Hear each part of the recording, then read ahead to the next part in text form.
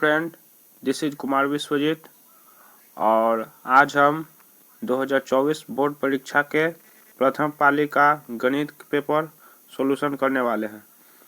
तो वीडियो में ऑब्जेक्टिव का सॉल्यूशन करेंगे जहां तक संभव होगा, और नहीं संभव होगा तो हम उसका डायरेक्ट आंसर बता देंगे। कुछ क्वेश्चन जो है सब्जेक्टिव क्वेश्चन को डाल दिया है ऑब्जेक्टिव क्वेश्चन में, तो वैसे प्रश्नों को लास्ट में देखेंगे या फिर अगली वीडियो में सॉल्व करेंगे। तो चलते हैं, बिना देर किए वीडियो को स्टार्ट करते हैं। हमारा जो पहला क्वेश्चन है वो पढ़ने से पहले ये कुछ निर्देश होता है, इसे आप देख लीजिएगा। और चलिए बढ़ते हैं। हमारा जो पहला क्वेश्चन है कि √64/81 प्लस √16/9, यानी कहने का मतलब आप इसे जोड़ घटाव मत करिए, इसके डायरेक्ट ऑप्शन ए आंसर मार दीजिए। ठीक, एक मिनट। तो पहला क्वेश्चन का ऑप्शन ए आंसर हो जाएगा। चलिए, हमारा सेकंड क्वेश्चन है, दो अपरिमेय संख्या 3 + √6 और 3 - √5 का गुणनफल क्या होगा। तो ये आप गुना करके देख लीजिएगा, अपरिमेय संख्या आएगा, ऑप्शन बी। ठीक, चलिए हमारा अगला जो क्वेश्चन है तीसरा, 0.3 पर रेकरिंग प्लस 0.4 पर रेकरिंग। रेकरिंग का मतलब क्या होता है आपको अच्छे से पता होगा। 0.3 पर रेकरिंग है, इसका मतलब 3/9 प्लस इसका हो जाएगा 4/9, यानी 4 3 7/9 हो जाएगा। तो 7/9 हमारा बी ऑप्शन है, तो ऑप्शन बी राइट आंसर। चलिए अगला क्वेश्चन है चौथा, 156 बराबर 2 के पावर x 3 के पावर y और 13 के पावर z। तो 256 का जब आप गुणनखंड करिएगा तो ये आपका आ जाएगा, एक मिनट, 2 के पावर 2 गुना 3 के पावर 1 गुने 13, यानी 13 के पावर 1। तो पूछ रहा कि x + y + z, यानी ये वाला 2 और ये वाला 1 और ये वाला 1 जोड़कर क्या होगा। तो 2 और 1 3 और 1 4 होगा। तो इसका ऑप्शन है राइट आंसर 4। ठीक, हाँ। चलिए अगला जो क्वेश्चन है, √10 गुना √15, यानी √150 हो जाएगा, तो अपरिमेय संख्या। चलिए अगला क्वेश्चन है छठा, p बटा 2 के पावर n गुने 5 के पावर m के रूप में लिखना है, यानी 0.105 है। तो देखिए इसको तो लिखेंगे 105 बटा 1000। ठीक, तो 105 बटा 1000 है, इसको काटेगा आप, तो 5 से काटेगा तो 21, 5 से 105 कटेगा तो 21। देखिए कैसे, बहुत बच्चे को काटने नहीं आता है, तो आप क्या करिए 105 को लिखिए 21 गुने 5 लिख सकते हैं, बटा 1000 को है लिखिए 200 गुने 5। अब 5 से 5 काट दीजिए, तो क्या हुआ 21 बटा 200। ठीक, अब इसी को लिखना है 21 बटा 200 के आप क्या लिखिएगा, तो लिखिए इसका गुणनखंड करिए, तो हो जाएगा 2 के पावर 3 गुने 5 के पावर 2।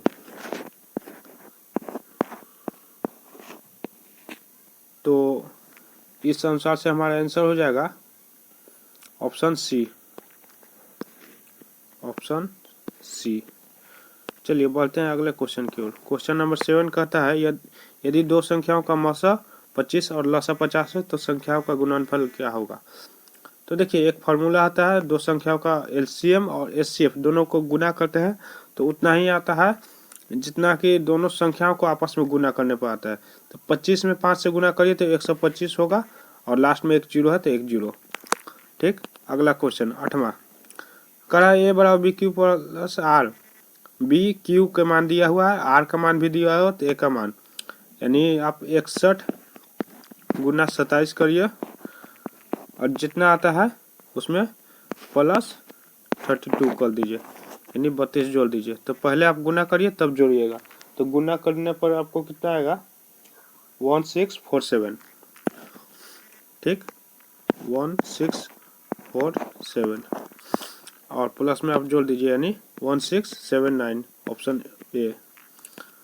अगला 9वां क्वेश्चन है, यदि q एक धनात्मक विषम पूर्णांक है, यदि q एक धनात्मक पूर्णांक है तो कौन एक धनात्मक विषम पूर्णांक होगा। तो q की जगह आप 1 रख दीजिए, और यहाँ जरूरी नहीं कि 1 लास्ट में है। 6q plus 1, 6q plus 3, 6q plus 5, 7 इस तरह से ऐड करेंगे। देखिए 6q जो है क्या, किसी भी पूर्णांक में जब 6 से गुना हो गया, 6 सम संख्या तो वो सम संख्या हो गया। अब सभी में 6q है, देखिए 6q जो है सभी में, तो सभी सम संख्या हो गया। और इसके बाद जब ऐड करेंगे तो 2, इसमें 2 ऐड हुआ, इसमें 4 ऐड हुआ, इसमें 6 ऐड हुआ, तो 2 4 6 तो सम संख्या है।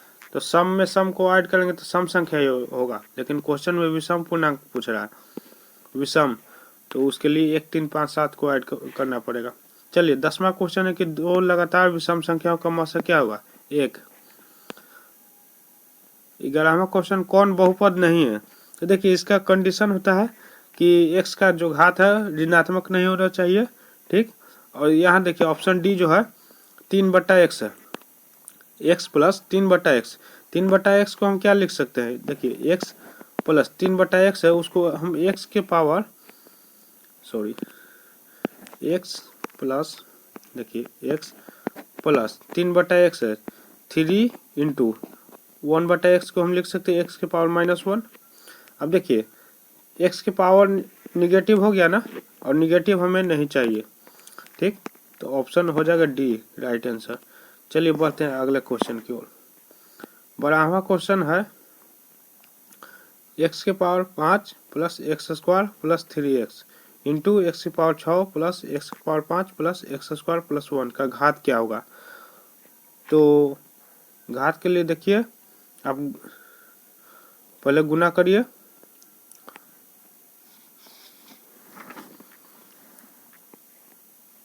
तो इसका मैक्सिमम पावर 5 है और इसका मैक्सिमम पावर 6 है, तो x के पावर 5 गुना होगा x के पावर 6 में, ठीक। बाकी सब गुना होते रहेगा, लेकिन जब ये गुना होगा तो ऐड हो जाता है पावर, यानी 5 प्लस 6, यानी मैक्सिमम पावर x के 11 हो जाएगा, ठीक। बाकी हमको पूरा इक्वेशन नहीं ज्ञात करना है, सिर्फ घात पता करना है, तो ये आप शॉर्टकट अपना सकते हैं। 13वां क्वेश्चन है, x² माइनस 11 का शून्यक। तो एक हो जाएगा √11 और √-11, ऑप्शन सी, ठीक। इसको आप 0 के इक्वल कर लीजिएगा, x² minus 11 is equal to 0 इस तरीके से, ठीक। आप -11 उस तरफ 11 हो जाएगा और स्क्वायर उस तरफ अंडर रूट हो जाएगा। 14 क्वेश्चन है, तो 14 का आंसर हो जाएगा डी। देखिए ऑप्शन से बनेगा, जो क्वेश्चन सॉल्व करके आंसर तक नहीं पहुंचा जा सकता है उसे ऑप्शन का जो मान रखकर डायरेक्ट क्वेश्चन तक पहुंच सकते हैं, और क्वेश्चन सही हो जा रहा है यानी हमारे आंसर सही है, ठीक। तो जरूरी नहीं कि सभी क्वेश्चन को सॉल्व किया जाए। चलिए हमारा जो नेक्स्ट क्वेश्चन है 15, यदि बहुपद x² minus 9x plus a के शून्यकों का गुणनफल 8 है तो a का मान है। देखिए शून्यकों का गुणनफल यानी एक शून्यक अल्फा है, दूसरा बीटा है, तो अल्फा इंटू बीटा क्या होता है, c/a, और अल्फा इंटू बीटा का मान कितना दिया हुआ 8, यानी c/a दिया हुआ है 8। तो यहाँ से a का मान क्या होगा, देखिए यहाँ से हो जाएगा c/8 बराबर a, ठीक। तो c का मान कितना है a, यानी देखिए इसका हमारा राइट आंसर हो जाएगा, कौन सा क्वेश्चन है 15, 8 ऑप्शन सी। देखिए कैसे हो गया, अल्फा इंटू बीटा दोनों शून्यकों को गुणनफल 8 है, तो देखिए एक मिनट, c/a दोनों का गुणनफल 8 और c का मान देखिए ये हो गया बट्टा a का मान 1 बराबर 8। यहाँ से a का मान 8 आ गया। समझ गए होंगे। चलिए बढ़ते हैं अगले क्वेश्चन की ओर। देखिए यहाँ पर आपको जो लास्ट में a लिखा हुआ है और पहला जो होता है एक्स स्क्वायर का पहले वाला जो गुणांक उसका हम a मानते हैं, और x के यानी पहले का जो होता है संख्या जो गुणांक उसे हम b मानते हैं और अचल पद को c मानते हैं।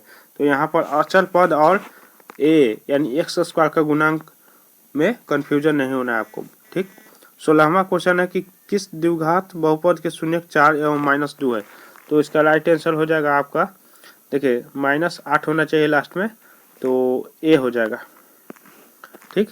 -8 इसमें भी है लेकिन ये नहीं होगा। ठीक, क्योंकि इसमें प्लस है, एक्स स्क्वायर प्लस, ये नहीं होगा। Option A right answer. चलिए हमारा नेक्स्ट क्वेश्चन है 17वां।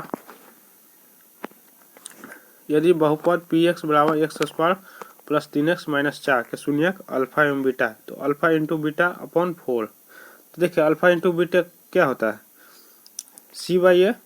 देखिए सी बाई ए और फिर 4 से भाग करना है, यानी सी बटा 4 है। यानी बात करते 1/4 इंटू सी बाई ए। तो हमारा आंसर हो जाएगा -1, कट जाएगा दोनों ऊपर नीचे और ऑप्शन ए हो जाएगा। चलिए अगला क्वेश्चन है कि यदि बहुपद QX का एक शून्यक -3 है तो QX का गुणनखंड क्या होगा।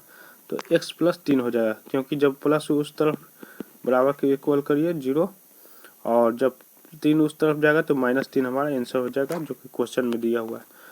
हमारा अगला क्वेश्चन है कि ये जो इक्वेशन है x⁴ वाला और x⁴ 2 वाला, इसे भाग दिया जाए तो घात कितना होगा। तो 4 में से 2 जाएगा तो 2। ठीक, क्योंकि जो घात है भाग देने पर घटता है। चलिए 20 नंबर क्वेश्चन है, यदि बहुपद x² - 3x - 5 के शून्यक अल्फा बीटा है तो 1 + अल्फा इंटू 1 + बीटा का मान क्या होगा। तो वैसे तो ये लॉन्ग क्वेश्चन है लेकिन इसका आंसर जान जाइए, सी होगा।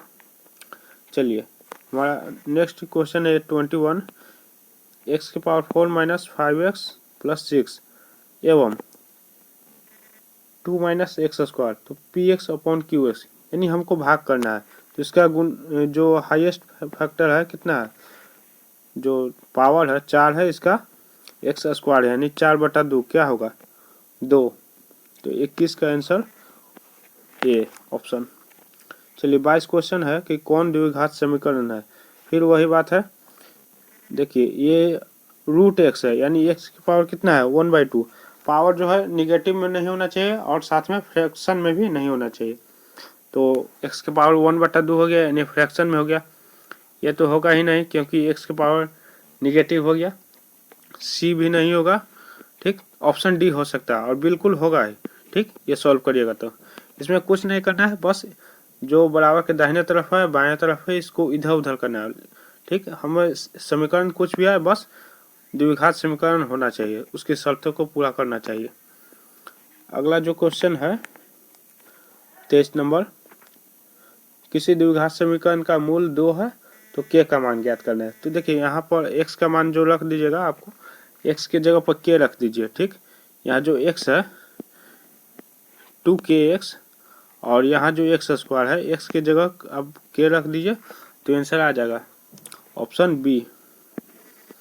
चलिए हमारा अगला जो क्वेश्चन है क्वेश्चन नंबर 24, कहता है कि यदि x + 3 ax² + x + 1 का गुणनखंड है तो a का मान क्या होगा।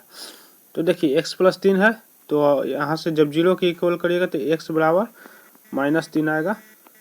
तो x बराबर -3 आप रखिए इक्वेशन में तो आपका आंसर आ जाएगा और 2/9 आएगा सॉल्व करने पर। चलिए अगला जो क्वेश्चन है 25, p के किस मान के लिए द्विघात समीकरण के मूल वास्तविक एवं समान होंगे। ठीक, तो ये वास्तविक समान वाला क्वेश्चन है तो d का मान निकालना पड़ेगा आपको पहले, यानी b² - 4ac = 0। तो आप निकालिए 1/3 आंसर हो जाएगा। ठीक, अगला जो है 26 नंबर क्वेश्चन, 6x² - 3x + 5 के मूलों की प्रकृति क्या होगी। तो आप डी निकाल लीजिएगा। डी क्या होता है, अगर डी माइनस में आ जाएगा तो वास्तविक नहीं यानी काल्पनिक होगा, और डी 0 के बराबर होगा तो यानी समान होगा, लेकिन यहाँ पर निकालने पर काल्पनिक आएगा, इसलिए ऑप्शन सी। और अगर डी ग्रेटर देन 0 हो गया यानी जो धनात्मक संख्या, तो वास्तविक तो होगा लेकिन दोनों मूल अलग अलग होंगे। ठीक, अगला जो है 27 क्वेश्चन कि द्विघात समीकरण x² प्लस x माइनस 20 बराबर 0 का एक मूल 4 है, तो दूसरा मूल क्या होगा। तो आप सॉल्व करिएगा आराम से, इसका आंसर आएगा -5। देखिए कैसे होगा, अल्फा इंटू बीटा, देखिए अल्फा इंटू बीटा क्या होगा, c/a, और यहाँ से आप लिख सकते हैं अल्फा इंटू बीटा को 4 गुना बीटा, एक मूल 4 है दूसरा नहीं पता है, तो c/a का आप लिखिए -20 बट्टा a के मान 1 है, यहाँ से 4 से कट जाएगा -20 -5 बार में, और हमारा बीटा का मान आ गया -5, तो ऑप्शन सी हो जाएगा। ठीक, चलिए 28 नंबर क्वेश्चन है, यदि द्विघात समीकरण x² प्लस 6x प्लस 5 बराबर 0 के मूल अल्फा बीटा है, तो alpha square plus beta square, ये आप सॉल्व कर लीजिएगा, ऑप्शन सी आएगा 26। ठीक, देखिए कैसे, alpha square plus beta square जो है यानी a प्लस बी यानी अल्फा प्लस बीटा के होल स्क्वायर हो जाएगा, अल्फा प्लस बीटा के whole square -2 alpha into beta. ठीक, और यहाँ से अल्फा इंटू बीटा का सूत्र मालूम है, अल्फा प्लस बीटा का सूत्र मालूम है, तो आप सॉल्यूशन कर लीजिएगा, आ जाएगा आंसर। चलिए 29 नंबर क्वेश्चन है कि px² minus qx plus r is equal to 0। तो देखिए जैसा आपने पढ़ा था विवेचक, वही वाला है कि x बराबर -b प्लस माइनस √d/2a, तो इसको आप सॉल्व करिएगा, ऑप्शन ए आएगा। ठीक, यहाँ पर थोड़ा आपको कन्फ्यूजन हो सकता है इसलिए मैंने नहीं किया। 30 नंबर क्वेश्चन है कि यदि x बराबर -1 दोनों समीकरणों का एक उभयनिष्ठ मूल है, तो p प्लस q का मान क्या होगा। तो x का मान दोनों में आप रख दीजिएगा, और जैसे है स्क्वायर है गुना है दोनों को कर लीजिएगा, फिर तो p का मान आ जाएगा, एक में q का मान आ जाएगा, तो दोनों को ऐड करिएगा तो -1 आएगा। ठीक,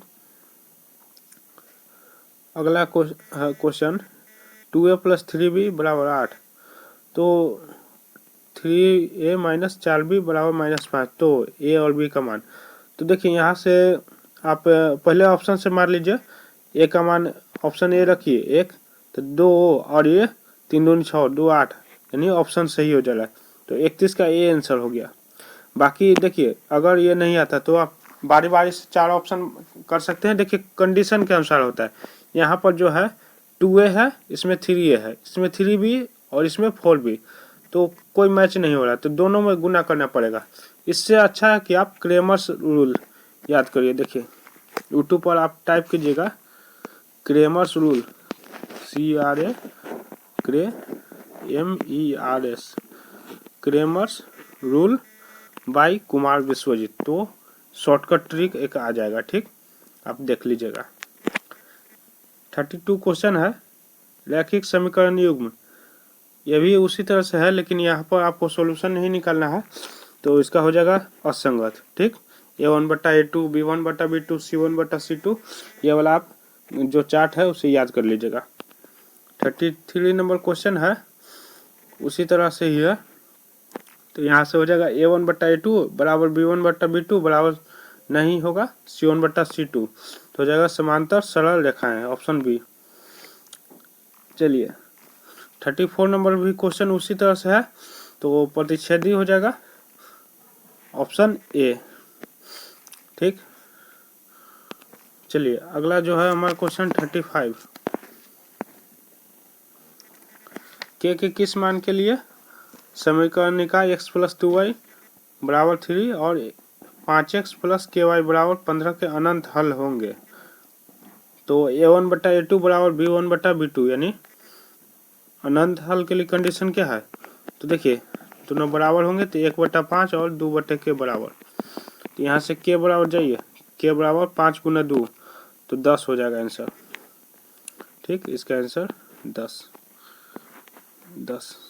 ठीक, चलिए 36 नंबर क्वेश्चन है कि कौन समांतर श्रेणी में है। समांतर श्रेणी क्या होता है? 3 3 3 3 बढ़ते जाएगा, ये भी नहीं होगा। 1 1 1 1 ये भी नहीं होगा। 2 दूनी 4 दूनी 8 दूनी 16 गुना नहीं होता समांतर श्रेणी में, ऐड होता है। ये देखिए 4 4 दूनी 8 चलती है 12, ये 4 4 ऐड हो रहा है, लेकिन सब माइनस में, कोई दिक्कत नहीं। ऑप्शन डी हमारा आंसर हो जाएगा। ठीक, 37 नंबर, पी के किस मान के लिए समांतर श्रेणी में। तो ये देखिए ये जो है A1 है, ये 13 जो है A2 है, और 5P-3 ये जो है A3 है।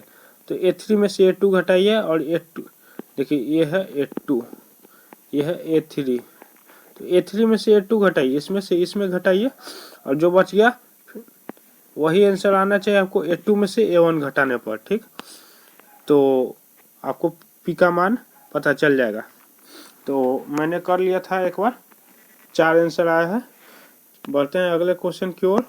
38 नंबर क्वेश्चन है कि समांतर श्रेणी है, इसका A25 - A10 ज्ञात करना है। ये मैंने ट्रिक से बताया था क्लास में भी, जो है इससे आप घटा दीजिएगा, यानी 25 - 10 करिएगा और इंटू डी।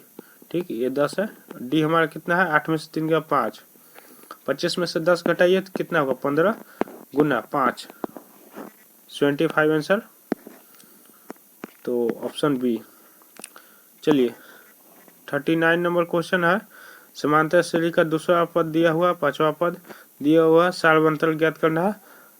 39 आप आराम से ज्ञात कर लीजिएगा, इसका आंसर आएगा 7। इक्वेशन बनाकर ज्ञात करना है। ठीक, दूसरा पद यानी A प्लस डी बराबर 13, पांचवा पद यानी A प्लस 4D बराबर 25, और ए कट जाएगा घटाने पर। चलिए 40 नंबर जो क्वेश्चन है, समांतर श्रेणी के n पदों का योग दिया हुआ है, यानी SN बराबर दिया हुआ है, SN बराबर 5n माइनस n स्क्वायर। इस टाइप्स का क्वेश्चन आपके NCERT बुक में है। ठीक, तो यहाँ पर n का मान 1 रखिएगा तो इसी तरह AP बन जाएगा। A1 n का जगह 2 रखिएगा तो A2 आ जाएगा, तो A3 आ जाएगा। तो कोई भी दो लगातार में से आप घटा लीजिएगा, बाद में वाले में से पहले वाला। ठीक, तो A2 में से A1 घटा लीजिए, आसान पड़ेगा, तो इसका सार्वंतर हो जाएगा 2। ठीक, चलिए अगला जो क्वेश्चन है 41, समांतर श्रेणी का 11वां पद। देखिए अगर ये 10 आपको मालूम रहता, ठीक, जैसे पहला पद, दूसरा पद, तीसरा पद दिया हुआ है, इसी तरह से 10 पद तक दिया हुआ रहता। 10वां पद आपको मालूम रहता तो A10 प्लस डी करते, तो आपका 11वां पद आराम से निकल जाता। लेकिन आपको 10वां पद नहीं पता, तो आप क्या करिए कि आप A प्लस 10D ये वाला सूत्र ज्ञात करिए, ये वाला सूत्र से आप मान निकालिए। ठीक, तो यहाँ पर आपका आंसर हो जाएगा ऑप्शन बी। चलिए 42 क्वेश्चन, पदों की संख्या n बराबर होता है formula AN minus A upon D। ठीक, और +1 होता है, +1 ये टोटल में ऐड होता है। ठीक, तो 47 का हमारा आंसर हो जाएगा, सॉरी 42 का हो जाएगा 12। ठीक, 43 नंबर क्वेश्चन है कि 2 4 6 8 के प्रथम 50 पदों का योगफल क्या होगा। तो आप बना लीजिएगा ऐसे 2550, यानी ऑप्शन बी होगा। ठीक, 44 नंबर क्वेश्चन है कि बिंदु 2√7 और -3 किस चतुर्थांश में है। तो यहाँ पर यह नहीं देखा जाता है कि रूट में है कि स्क्वायर में है, किसी तरह से भी बस उसके आगे का चिन्ह देखा जाता है, प्लस माइनस है, प्लस माइनस। ठीक, 2√7 के आगे प्लस है, 3 के आगे माइनस है, तो प्लस माइनस होता है हमारा x प्लस और y माइनस, हो जाएगा चतुर्थ, ऑप्शन डी। चलिए 45 नंबर क्वेश्चन है 2 cos थीटा 0 और 0 2 साइन थीटा के बीच की दूरी देखिए cos square theta sine square theta जोड़कर 1 होता है, यानी ये हो जाएगा आपका 2, 4 का वर्गमूल। ठीक, चलिए 46 हो जाएगा।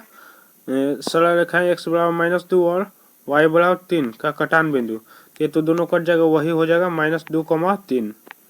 ठीक, 47 नंबर क्वेश्चन है, दो बिंदु के बीच की दूरी ज्ञात करना। तो ये आप निकाल लीजिएगा अंडर रूट घटाकर और उसका स्क्वायर कर करके,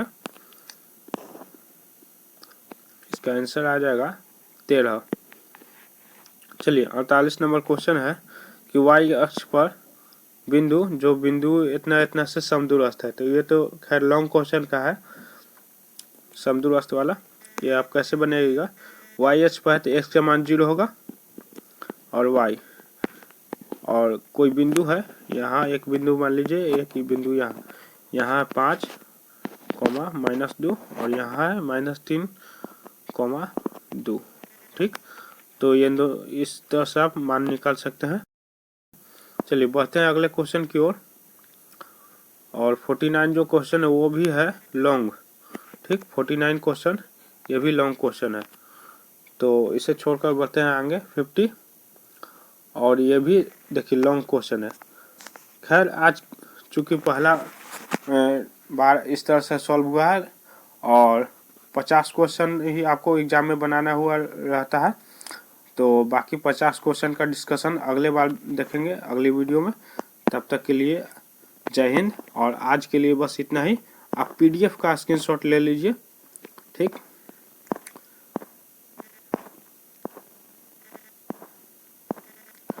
मैं इस PDF का लिंक डिस्क्रिप्शन बॉक्स में भी दे दूंगा, अपने व्हाट्सएप ग्रुप में भी शेयर कर दूंगा। ठीक, आप स्क्रीनशॉट ले लीजिएगा।